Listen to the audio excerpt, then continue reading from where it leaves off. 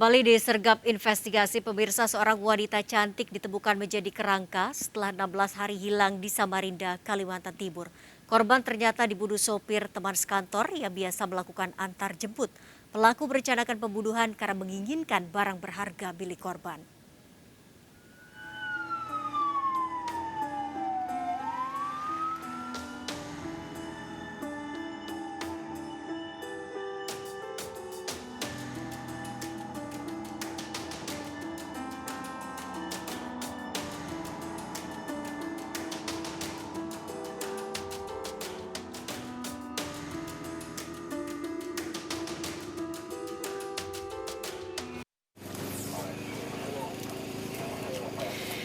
Tim Inafis Polresta Samarinda mendatangi semak-semak di Jalan AP Mangkunegara Tenggarong Seberang Kutai Kartanegara, Kalimantan Timur mengevakuasi kerangka seorang wanita. Lokasi temuan kerangka sekitar 10 meter dari Jalan Raya Utama Samarinda, Kutai Kartanegara. Dari pakaian yang ditemukan serta sejumlah ciri bagian tubuh yang tersisa, polisi memastikan korban seorang wanita. Warga yang selama ini melintas, termasuk para sopir truk, hampir selama sepekan merasakan bau menyengat, namun menyangka berasal dari bangkai binatang. Mencium ada bau? Ya semua sih, wah. Semua? Iya, semua bebannya. Oh gitu ya. Tapi kalau kamu enggak ada curiga? Udah, kalau masalah curiga mayat enggak, baru tahu ini makanya Jadi kaget. curiganya bangkai binatang iya, gitu? bangkai binatang. Tahu setelah ada polisi gitu ya? Nah, tahu. Bahwa bilang mayat. Iya, bilang mayat. Rupanya tadi bilang mayat berhenti di situ saya. Oh. Kerangka yang ditemukan ternyata Julia sebelumnya selama 16 hari hilang. Warga Jalan Anang Hashim Air Hitam Kota Samarinda dilaporkan ke kantor polisi oleh keluarganya sejak handphonenya tidak aktif. Hilangnya wanita berusia 25 tahun ini yang bekerja di sebuah perusahaan investasi saham di Kota Samarinda sempat beredar luas di media sosial.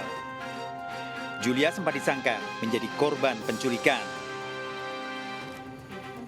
Selain mengangkat kerangka Julia untuk diotopsi, tim Inafis juga mengumpulkan barang bukti di sekitar mayat.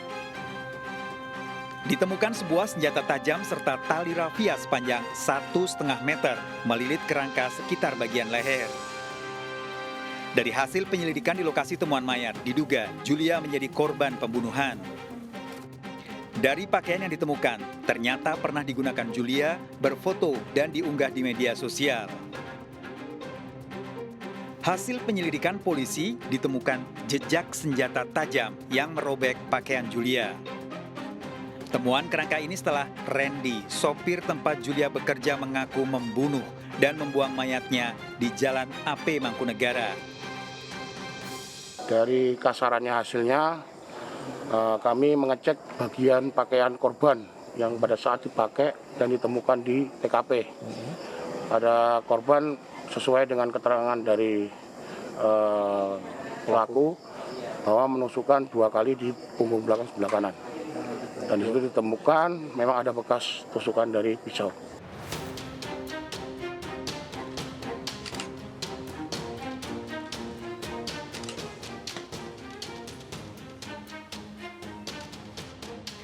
Setelah mengumpulkan barang bukti di lokasi temuan kerangka, polisi mengumpulkan barang bukti lain di rumah Julia di Jalan Anang Hashim Air Hitam, Samarinda. Mobil Julia juga diperiksa, namun tidak terdapat jejak pembunuhan. Berbagai barang di rumah Julia juga diamankan. Julia selama ini tinggal sendiri di Samarinda menghidupi anaknya setelah bercerai dari suami. Korban dikenal ulet dan dipercaya para nasabah untuk mengembangkan uang investasi sejak 3 tahun lalu. Meski memiliki mobil sendiri, jika berurusan dengan pekerjaan kantor, Julia selalu diantar jemput oleh Randy. Randy, sopir tempat Julia bekerja, ditangkap polisi saat bermain basket di Kota Samarinda. Untuk menghilangkan jejak pembunuhan, Randy sempat mengaku sebagai pacar Julia meski dirinya telah berkeluarga. Pria berusia 34 tahun ini akhirnya mengakui membunuh Julia karena menginginkan perhiasan serta barang berharga korban. Bahkan pria berusia 34 tahun ini merencanakan pembunuhan. Ya karena motif itu aja, Bang, pengen memiliki hartanya. Sempat katanya kamu perkosa. Ya, cuman hanya ingin. Udah ingin. Kamu berapa kali nusuk? Yang saya tahu sih 3 kali. 3 kali. Ya. Itu buang ke sana, apa maksudnya? Apa alasannya buang ke sana, ke jauh? Biar tidak tapi ketahuan. Retakan kaca depan mobil ini ternyata akibat tendangan Julia yang menolak saat Randy mengajak bermesraan. Randy memaksa mencium korban namun dilawan. Randy yang telah merencanakan pembunuhan kemudian melakukan penganiayaan menggunakan senjata tajam. Meski Randy sempat membersihkan mobil untuk menghilangkan jejak pembunuhan, namun noda darah masih membekas. Randy memanfaatkan waktu saat menjemput Julia yang akan menemui nasabah. Pencurian, ulangi pencurian motifnya. Menginginkan barang-barang yang ada pada korban yang nanti ada di hadapan kita.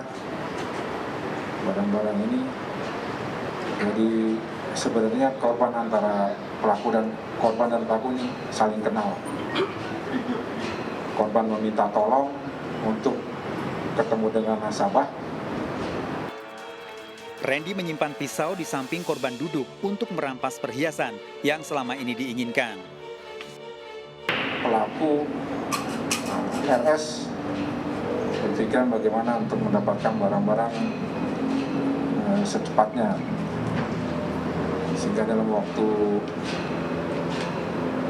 tertentu dengan dia membeli pisau tajam, dia beli langsung dia bunuh dan dibuang. Kejadian berawal 6 September lalu. Julia meminta Randy, sopir tempatnya bekerja, menjemput untuk menemui nasabah yang akan berinvestasi. Namun sebelum menjemput Julia, Randy membeli pisau di sebuah minimarket. Pukul 19.30, Randy menjemput sesuai kesepakatan dan menuju kota Samarinda. Namun di tengah jalan, nasabah yang akan ditemui membatalkan pertemuan. Julia meminta pulang, namun Randy membawa korban ke taman hutan kota yang sepi. Di tempat gelap, Randy menghentikan laju mobilnya dan meminta Julia mau diajak bermesraan. Julia menolak, membuat Randy marah, kemudian menganiaya korban dengan senjata tajam. Julia melawan dengan menendang kaca mobil hingga retak. Randy melanjutkan perjalanan sementara Julia dalam kondisi lemas karena luka senjata tajam didudukkan dengan posisi tegak. Randy kemudian kembali menganiaya Julia dengan senjata tajam, mengambil sejumlah perhiasan dan 2 handphone Julia. Randy membuang mayat Julia di semak tepi jalan raya. 2 handphone Julia dititipkan Randy pada orang tuanya, sementara sejumlah perhiasan dijual senilai 12 juta rupiah. Bahkan Randy sempat kembali melihat mayat Julia usai menitipkan barang-barang yang dirampas. Tersangka terancam hukuman seumur hidup dengan barang bukti, pisau, tali, pakaian korban, serta mobil. Mayat Febrilia ditemukan dalam kamar mandi di tempatnya bekerja, Gudang Ikan Karangasem Utara, Batang, Jawa Tengah. Febri, seorang sekretaris, ditemukan tewas setelah 3 hari tidak ada kabar, sementara handphone tidak aktif. Terungkapnya pembunuhan setelah warga merasakan bau menyengat. 2 hari setelah itu barulah ada tanda-tanda dari warga setempat mencium bau yang tidak enak, sehingga ditemukanlah setelah ditobrak pintu kantor, maka ditemukanlah sosok mayat ini. Wanita berusia 24 tahun ini ternyata dibunuh salis kekasihnya yang telah mengikat pertunangan selama 1 tahun. Pembunuhan juga dipicu masalah cincin tunangan yang dikembalikan korban. Saya masuk lihat Kenceng, Mas. Lihatnya apa? balas dendam. Balas dendam. Karena apa? Cincin yang di tunangan dikembalikan. Kenapa, Mas? Cincin tunangannya dikembalikan, artinya diputus.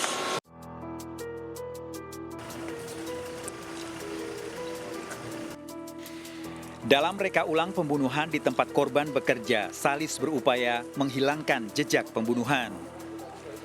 Rekonstruksi pembunuhan diawali kedatangan Salis di kantor korban saat karyawan lain sudah pulang.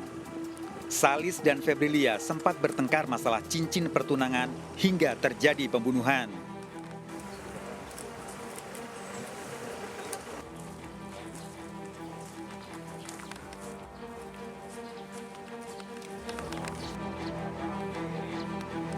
Usai membunuh, Salis mengunci pintu dari dalam dan keluar melalui jendela. Sebanyak 21 adegan diperagakan dari kedatangan, menganiaya, menghilangkan jejak pembunuhan, hingga Salis kabur.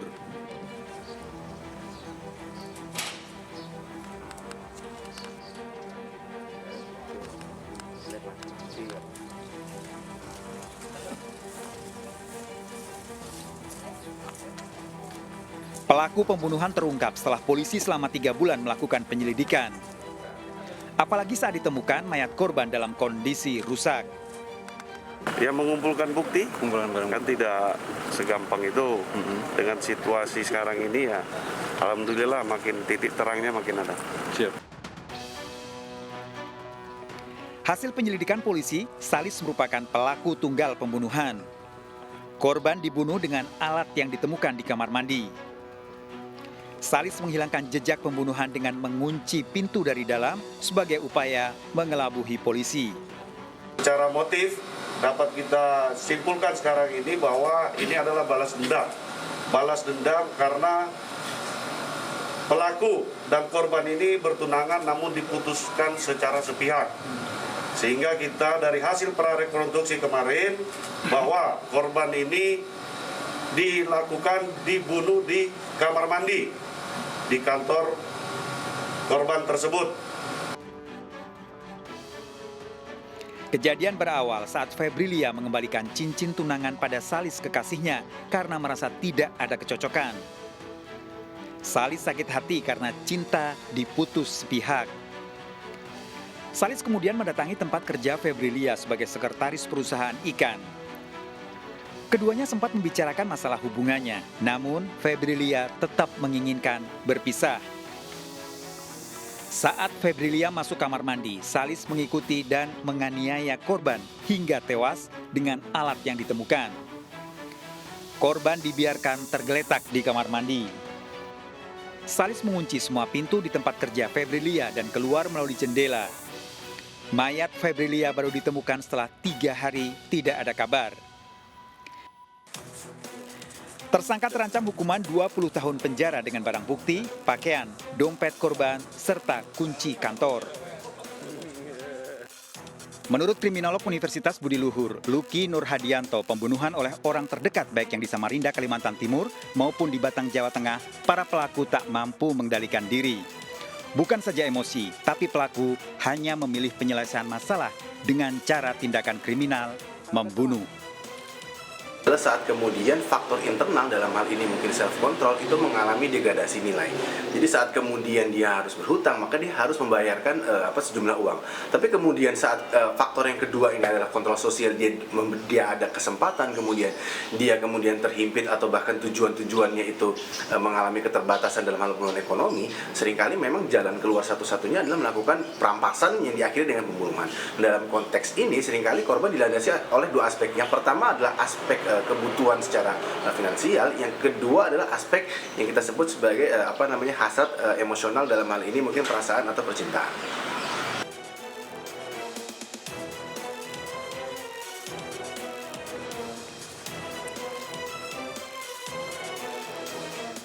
Ulas sadis kelompok geng motor menewaskan seorang warga di Kabupaten Bekasi.